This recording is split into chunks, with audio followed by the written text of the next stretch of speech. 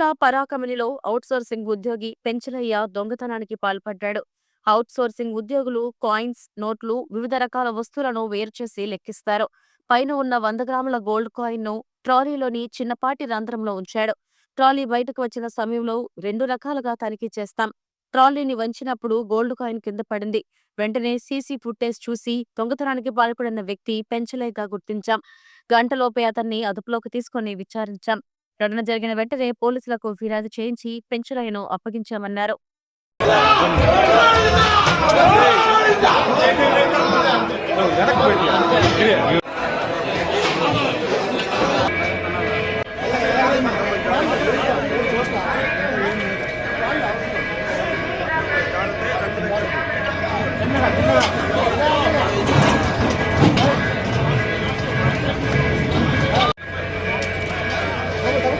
చేస్తారు చేసే కదా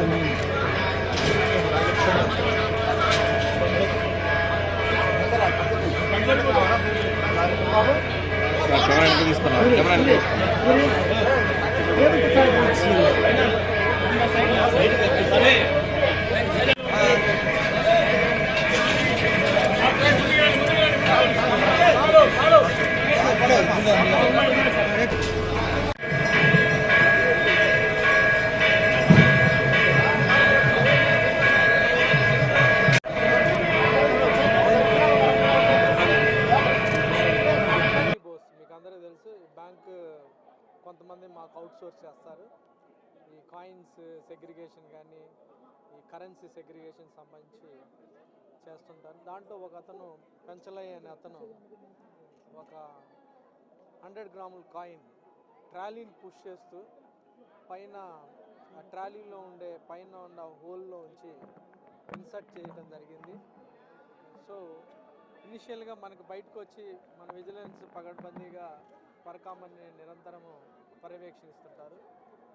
దాంట్లో మనం ట్రాలీ బయటకు వచ్చినప్పుడు ఆబ్వియస్గా దాన్ని 2 రకాలుగా దాన్ని చెక్ చేస్తాము. ప్లస్ కంప్లీట్గా టాపల్ చేసి చూస్తాం ఏమైనా ఉన్నాయా అని. అప్పుడు వంచినప్పుడు దాంట్లో నుంచి 100 గ్రాముల కాయిన్ బయటపడింది. సో 100 గ్రాముల కాయిన్ బయటపడినప్పుడు మళ్ళీ వెనక్కి వెళ్ళి సీసీటీవీ ఫుటేజ్ వెతికాము, ఎవరో దాన్ని అక్కడ దాకా తీసుకొచ్చి వదిలేసి వెళ్ళిపోయారని. అప్పుడు మనకి అతను సీసీటీవీ ఫుటేజ్లో పర్ఫెక్ట్గా వచ్చింది, అతను పుష్ చేస్తూ పైన డ్రాప్ చేసినట్టు. సో పూర్తి స్థాయిలో వితిన్ అవర్లోనే మేము అన్నీ కూడా డిటెక్ట్ చేసి వ్యక్తిని అలవీనంగా ఇదిని పోలీసులు వాళ్ళకి హ్యాండ్ ఓవర్ చేసి కేసు కట్టించడం జరిగింది. ఫర్దర్ ఇన్వెస్టిగేషన్ కూడా నడుస్తుంది. సో దీంతో పూర్తి స్థాయిలో నిరంతరం కూడా పరకామణిలో నిరంతరాయంగా ఎప్పుడు కూడా సీసీటీవీ ఫుటేజ్ కింద మన ఆఫీసర్స్ చెక్ చేస్తూ ఉంటారు. సో ఏ రకమైన ఏది అన్ని రకాలుగా కూడా చెక్ చేసి బయటకు వస్తూ ఉంటారు.